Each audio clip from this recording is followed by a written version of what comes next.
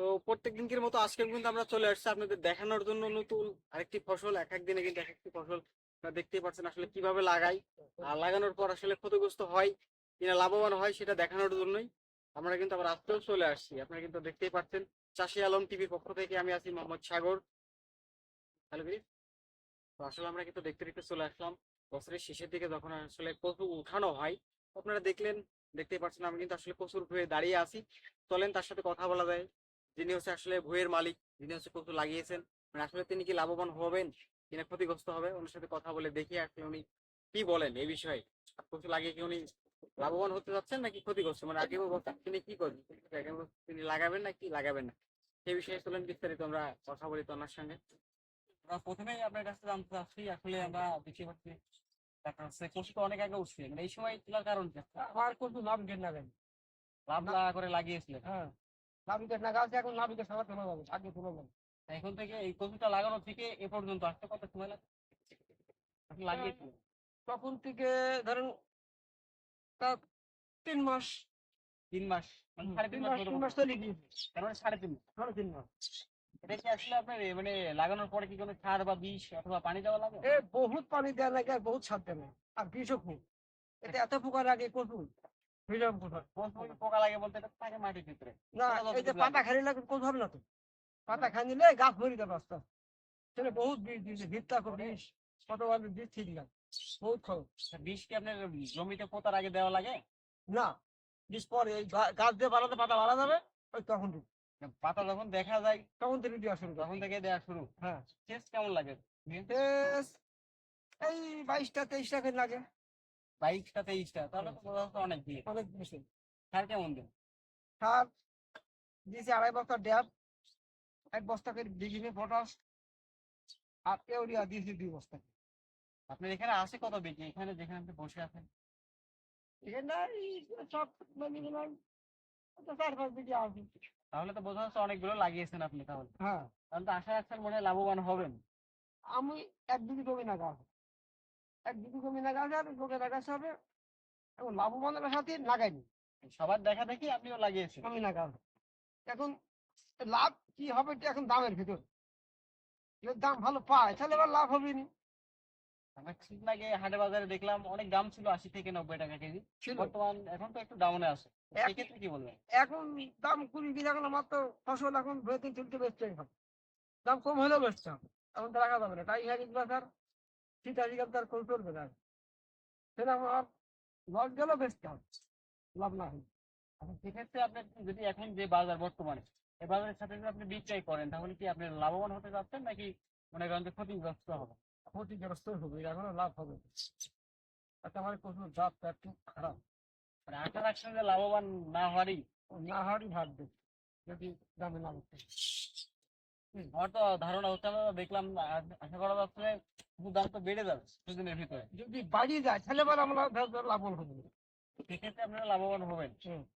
তো আসলে আমরা তো দেখতে পাচ্ছি এই বছরে এটা শেষের দিকে চলে এসেছে কচু আর কি, তাই তো? কচু শেষ না, এখন পুরা বসন্ত। তা এখন মানে কচুটা লাগায় আসলে কোন মাসে থেকে? এটি নাগানি হয় এই কাতি, কাতি মাসের পর। কাতি মাসে লাগানো হয়, আর ওঠে কোন মাসে একদম ঠিক মৌসুম? এখন এই যে শ্রাবণ মাস চলছে, মানে কাতি মাসে লাগায় না ভাদর ভাদর ভাদর চলছে। ভাদ্র মাসে ওঠায়, তাই তো? হ্যাঁ, এই বছর তো লাগানোর সুযোগ নেই, মানে আবহাওয়ার এখন সাথে। থাকুন, হ্যাঁ, হ্যাঁ। না আর লাগানো শুধু না, আবার ওই সময়। তা গত বছরও যদি কেউ লাগাতেছে আপনার মতো দেখে, এমন অনেকে দেখেছে 2 বিঘি 3 বিঘি, সেক্ষেত্রে কি বলবেন আপনি? বললো লাগাও, লাভ হবে না। এখন লাগাও, লাভ হবে না। আপনি যখন ফার্স্ট আপনি বললেন যে অনেক খরচ, যে খরচ তো আছে, খরচ হলে এটা করে না। খরচ হলেও কি খরচ উঠে আসবে? দাম এরকম পালিয়ে উঠে আসবে, যদি দাম এরকম থাকে তাহলে উঠে আসবে। আর যদি এই 1000 1200 1000 এরকম যদি পায় তাহলে কিন্তু লাভ হবে। লস হলেও কি পরিমাণ লস হয়, মানে খুব একটা বেশি ক্ষতি হয়ে যায় নাকি ক্ষতি তো হয়, হালকার উপর দিয়ে যায়? না ক্ষতি তো হয়, ক্ষতি হয় না। যেমনি খরচ, আর এই একটা ভুঁই ডিসের দাম 32,000 টাকা করে এই ভুঁই ডিস নিচ্ছে। আপনাদের এখানে তাহলে তো বোঝা তো অনেক বেশি, 32 হ্যাঁ, হাজার টাকা 32,000 বলছেন। টাকা দিকে আমার এই ভুঁই নিয়ে 32,000 পরে নিজের না। তাহলে নিজের না আপনার কই হুম, বিক্রি নেওয়া? হুম। না দিছে না, বছর চুক্তি দিছে। দিছে? হুম, বছরে দিছে। মানে আপনি বলতে চাচ্ছেন যে আরো আপনার মতো দেখে অনেকে লাগায়, সমস্যা নেই? লাগাবি যাদের নিজের জমি আছে তাদের লাগাতে সমস্যা, মানে যাদের নিজের জমি আছে তাদের লাগাতে বলতেন, আপনার মতো কি এইভাবে এখন তাদের এখন আমার টাকা দিন নিয়ে আর যার নিজের জমি সে যদি ওই 32,000 টাকা খরচ করতে হয়, তখন দিয়ে যাবে। হ্যাঁ? এত উঠবে মানে তাদের নিজস্ব আমার কোনো জমি নেই, হ্যাঁ তাদের ক্ষেত্রে কি বলবো? আমার এই খাটাখাটনি নিজে করা লাগে, নিজে খাটাখাটনি না করলে দেওয়া থাকলো তা থাকলো। আর যার নিজের জমি তার তো ওই লিজে খরচ করলে মানে ওর ফসল উঠে গেছে। মানে যাদের জমি নেই নিজস্ব আপনার মতো দেখাচ্ছে এইভাবে নিল, নেওয়ার পর তারা যদি লাগাতে আগ্রহী হয় সেক্ষেত্রে কি বলবেন? তার বলবো লাগাও, তোমার নিজের জমি, তোমার তো লাভ হবে, লাগাও। আমার তো নিজের জমির মতো লাভ হবে না এখন। এটা তো অবশ্যই আছে, যার জমি আছে মনে করেন তার তার খরচ লাগছে না। সবকিছু জানতে পারলাম আসলে কচু লাগিয়ে আর কি লাভবান হওয়া যায়। যায় যদি এর দাম থাকে, মানে যদি 40 থেকে 50 টাকা দাম থাকে তাহলে শেষ পরে পর্যন্ত, একটু লাভবান হয়। তাহলে লাভবান হওয়া যায় আর কি। হ্যাঁ হ্যাঁ, তো যদি 35 টাকা আসে তাহলে আশা কি রাখছেন আপনি?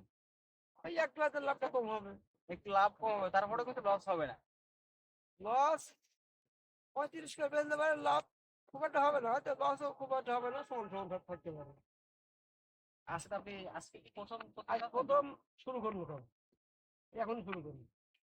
কচু কি আজকে হাটে উঠাবেন নাকি আজ কালকে? হাটে উঠাবো, এই কালকে সারাদিন তুলবো, তুলার পরে হয়তো পরশু দিন যাবে তো ছেড়া।